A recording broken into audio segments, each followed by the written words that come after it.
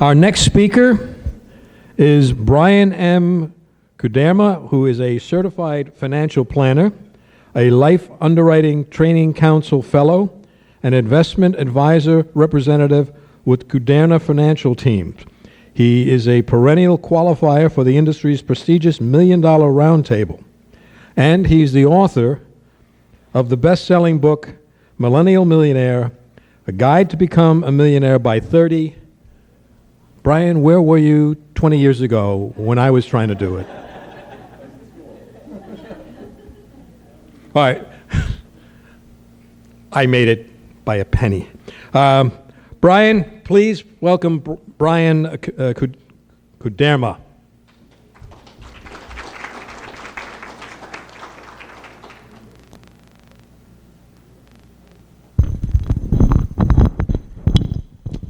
Alrighty, so thank you very much for having me here today. This looks like a good group, so we'll have some fun. We'll keep this interactive and try and address some topics that hopefully are pertinent to you guys. But before we get started, I'm big on exercise, so I just want to start with a quick exercise, if we may. So if I could get everybody to stand up, if you don't mind. All right, so we're doing good. That's a good start. And if we could all just put our right hand in the air. And then if you could just stick out your right index finger. And then if you can just take your index finger and put it right on your nose. Okay. All right, so we had, I'd say, about half the room. That's half the room's visual and half the room's listening. So I think, and you can sit down now. So we nailed that. I think that's one of the biggest things when you're a business owner or you're dealing with any customer is the ability to listen. I think a lot of people just get caught up at face value of what do I see? What am I kind of hearing from the news and from the talking heads? But we're not really listening to that individual client or that individual customer about what's so important to them. And at the end of the day, that's what's going to get you your sale, that's what's going to get you your client, and eventually your business. So I want to, I got a tough act to follow with what we've heard so far, I think with some excellent information. And one thing Theodora had mentioned that I think really resonated was putting time in. And everybody here a business owner or looking to be a business owner? Is that kind of the gist of the audience? So one of the first things that I heard when I just started in this business in 2008, I came right out of college, I was 21 years old, and became a financial planner, as he said, with an independent firm, so I was self-employed. And one of the first things that I learned was that in the financial services industry, we have about a 9% retention rate. Okay, so what that means is that of qualified hired candidates, in about 2 years, 91% of those candidates are no longer within the industry. All right, so there's a really, really high attrition rate, and that was a little bit frightening. All right, in addition to that, I was 21 and I didn't really know anybody. I didn't know who to talk to. And that goes to the marketing and the constant contact and some of the other things as far as networking that we heard about today. So I think very, very important. So the first thing that I did is I called up one of the top guys in our industry who was in Red Bank, and I looked him up. I said, can I just come pick your brain? I kind of chased him around, and he said, meet me at my office Thursday morning at 7 a.m., and I'll give you a few minutes. So I drive to his office as he's eating breakfast. This guy, Rob, he looks just like Tony Soprano. I sit down right at his desk, and so I'm like, talk to me. What do I have to do to survive in this business? And the first thing he says, if you want to have any chance, and I mean any chance at all to be here, 10 years from now, you've got to work 10-hour days every day and don't look for any pat on the back for it. All right, coming right out of college where all I did was like take naps and play football, I was like, wow, this is going to be fun. So I think that's one thing that any good business owner can understand is that commitment to time. All right, you've got to take ownership and let that be your baby. Now this is a financial literacy talk, so because of the audience today, we'll kind of adapt it and focus more on entrepreneurship, I think. But how many millennials are here in the audience? All right. So I got my target audience. This is perfect. All right, the last millennium. So we're close. All right, but you may be dealing with millennials, and if you're not, you will be. And if you don't want to, you got to pack it up because it's true. We've got to adapt with the future, whether we like it or not. And the millennials, as was alluded to earlier, they're becoming kind of the wave of the future now. So some things from a financial standpoint, and I don't want to spend too much time on this. Today, there's over 300,000 financial advisors, which are folks just like me, hoping to fight for your business and to manage your money. Of those 300,000, less than 5% are under the age of 30. All right, so what that speaks to is the huge gap in financial literacy for folks that are up and coming, but also the folks that are in the business are quickly going to be exiting the business. All right, as they exit your business and you're reliant on your money, that means all of a sudden that person that you were trusting might be going down to Florida to play golf or sail the world or whatever it may be. So just like you have a succession plan for your business, you need a succession plan for your money. All right, it's critical. I could spend a lot of time on Social Security, these other entitlement programs and whatnot, but I don't want to get caught up in the weeds. What I'll ultimately say is that the transition is really going on to personal independence. For better or worse, a lot of these big programs that we've banked on for decades and decades are in dire straits. Talking about pensions and things that are already going by the wayside, and then you have Social Security, Medicare, all these things that are just on so much downward pressure just because of the changing demographics. So that really means that each one of us, especially millennials, have to kind of grab the bull by the horns and take responsibility to save and to do these things. Okay. So, and we're kind of following the outline of my book. I have a chapter in there called Why Did You Go to College? All right. So if you're looking to hire a millennial or you're going out there marketing to the millennial audience, you've got to know like what's on their mind. What are they losing sleep over at night? One of the biggest things is, you know, they went to school and now all of a sudden they may have an amount of debt they have to deal with. And they might have their parents or the lending company breathing down their neck saying, just go get a job, get employed, and start paying back all this debt that you have. So there's a ton of information out there. If I had to guess, I think that this is like the next epidemic is student loans. There's more student loan debt than there is credit card debt. The numbers have gotten just off the charts, and the interest rates are rising to levels that aren't really fair compared to the environment that we're in today. And also, in addition, it's the fastest growing household expense over the last 20 years.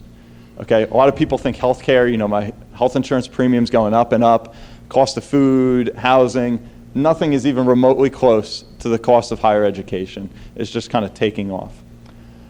In addition to that, 26% of undergraduates, okay, so we graduate college, immediately go on to grad school. All right, 1 out of 4. All right, why do you think they make that immediate jump from undergrad, learning all this great stuff, then diving into grad school? Any idea? Okay. What? Okay. Okay, so we have 2 good things. One, we can't find a job. I think that's huge. We're not ready yet. We're scared to go into the real world. You know, we're used to a certain lifestyle. The other big thing is we don't even know what we want to do. All right, you know, we've kind of been just bouncing around trying to figure out, you know, what major do we like? What do we really have a passion for? And maybe it doesn't stick and it takes us a few more years to kind of figure that out. All right, so in the meantime, we're sometimes losing time, our biggest asset, and then also, of course, there's a price tag to all of this.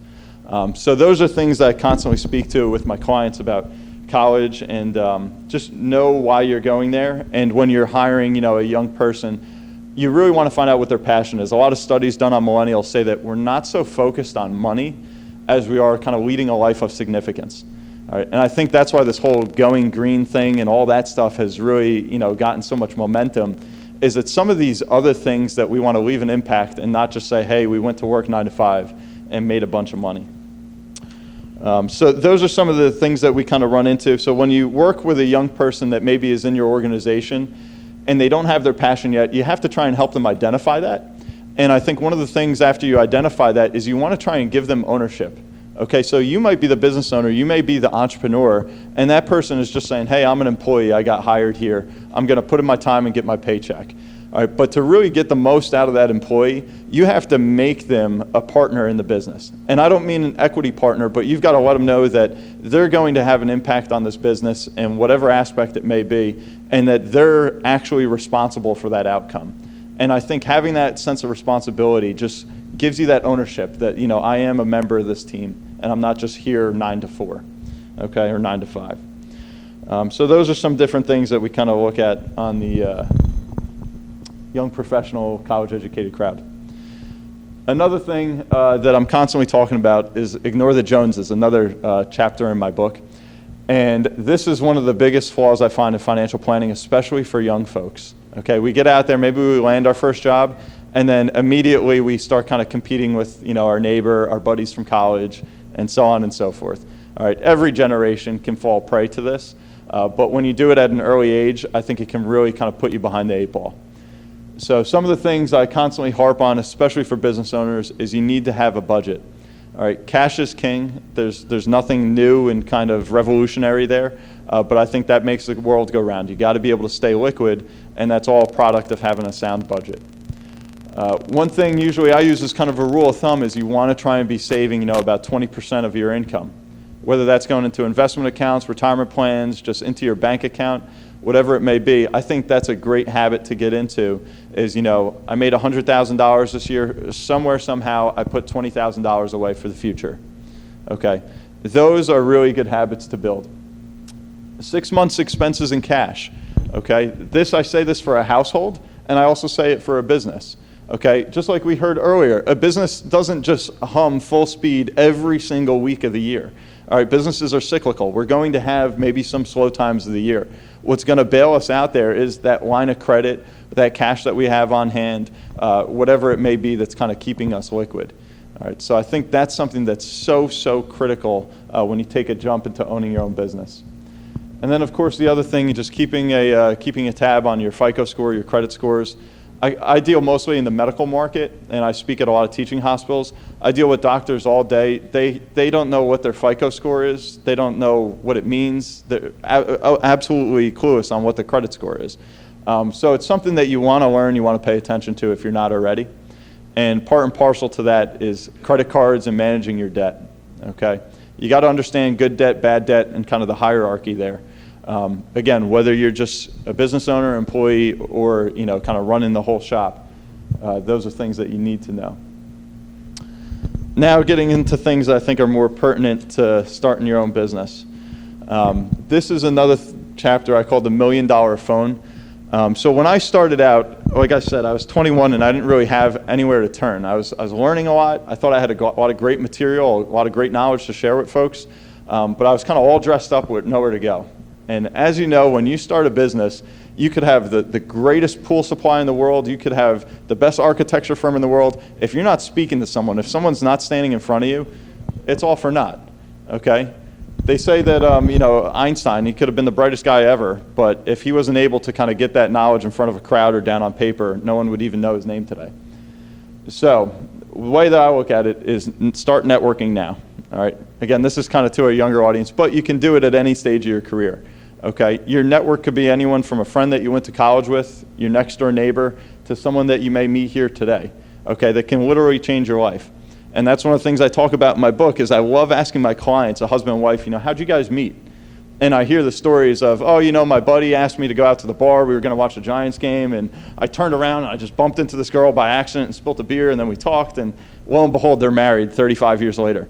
Those crazy little instances are the same way that businesses really take off. Okay, so the way that I look at it, I'm not so concerned about money every month. I'm concerned about the people that I meet. I look at my connections and the relationships as I have as an actual currency. Okay, and that's what I think the wealthier clientele that you start to deal with in your business, they'll kind of look at it that way. They hang in very tight-knit circles.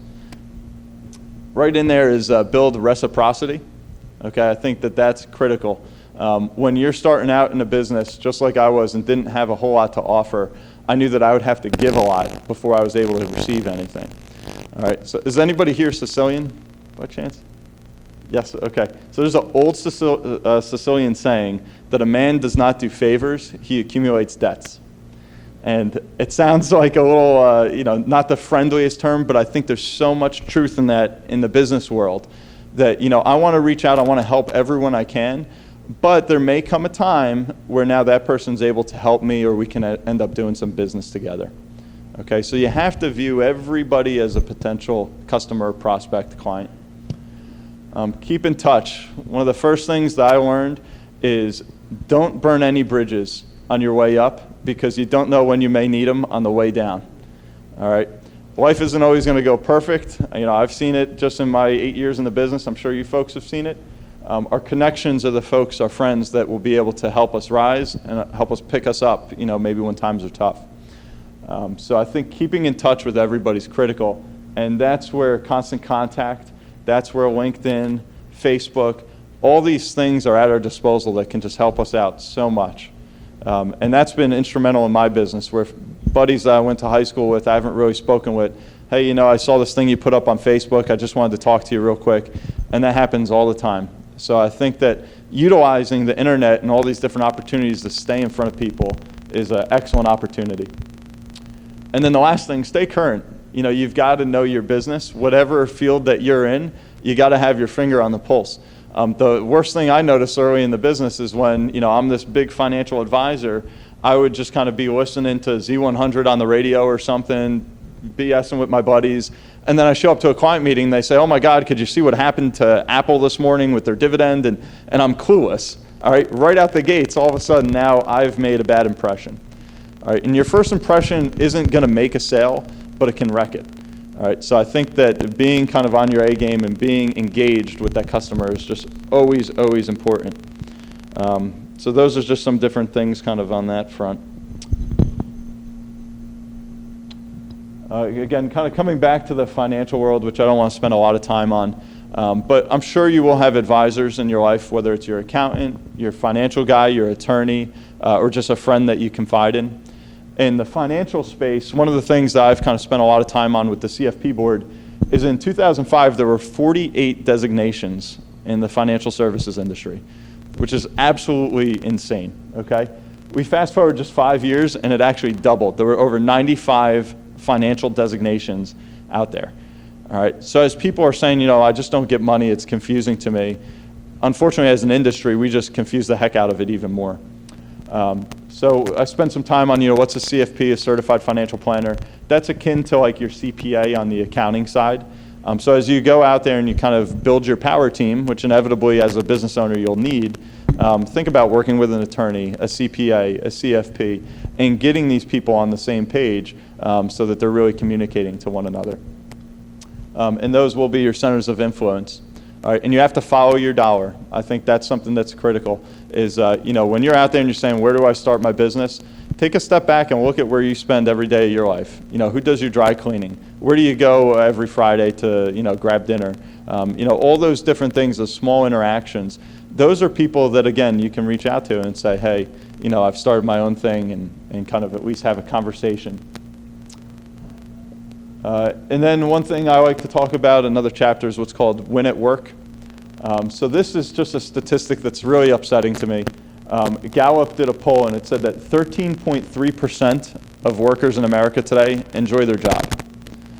That blew my mind. I'm like, you spend more hours in the workforce than you do probably any other aspect of your life and you don't like it?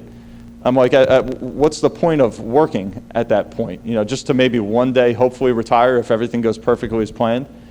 So I think that that's important, is that you find your passion, and that's why I love entrepreneurship, is it allows you to actually live out your passion, okay? And then the 3 I's, that's something that I always talk about in my field, but I think it applies to any business owner. And that stands for impact, income, and independence. All right, those 3 things are just so important, whether it's the impact you can have on your community or the customer you're serving, the income you can generate for yourself and your family to accomplish those other goals and to put you in the driver's seat, and then the independence as a business owner to say, I'm going to work with who I want to work with, and I'm going to work when I want to work, and ultimately have that flexibility as a business owner. All right, so I applaud all you guys that are in or getting into kind of the entrepreneurial field. And then going in line with that is what we always call the work-life balance. I think is so important. Okay, that same guy that told me, work 10 hours a day and never give up and all this rah-rah stuff, he said, when you look at your business, when would you take a vacation? After you close the deal of a lifetime or when you're down and out? All right, and we had like a little seminar, we did this, and everyone was like, oh, if I close the deal of a lifetime, I'm going to Hawaii, I've got a cruise lined up for me and my wife. It was always all these big rewards we had for each other. And he's like, you guys are out of your mind and that's why you won't succeed. He said, momentum is the most important thing in business, is maintaining momentum.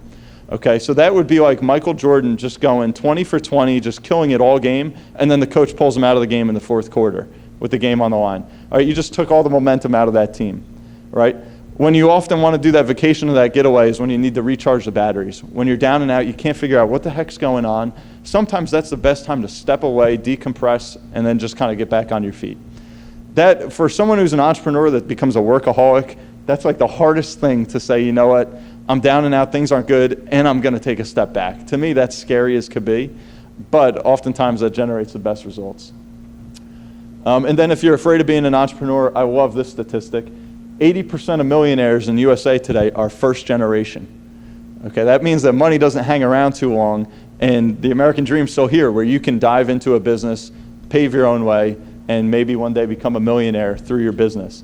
So I think that that's really, really inspiring. That's a great stat. And along those lines, when we talk about family business, who I'm sure some of these folks know better than I do, but just seeing it with my clients, family businesses can be extremely hard to maintain generation to generation. And when I deal with kind of the patriarchs and I talk to them about, what's the issue? What are you worried about? One of the things they often say is, you know what, I was working every single day. I couldn't sleep at night. I just poured my heart and soul into this business. And my son or my daughter, this is all they've known, is this monster successful business. All right, they didn't see those sleepless nights. They didn't see those days where me and my wife just had peanut butter and jelly when we were 25 years old. Okay? So I think that a quote that I heard is that every successful teacher wishes their student could see the trials and tribulations that made them successful. And that's when I do a lot of financial planning and a lot of estate planning. We do kind of exercise some caution where we might end up kind of frankly spoiling the child before they've earned it, before they've gotten there. So some different things there. And how am I doing on time? 6 minutes. 6 minutes? So this is where we'll spend the rest of the time is, I think everyone is a salesman.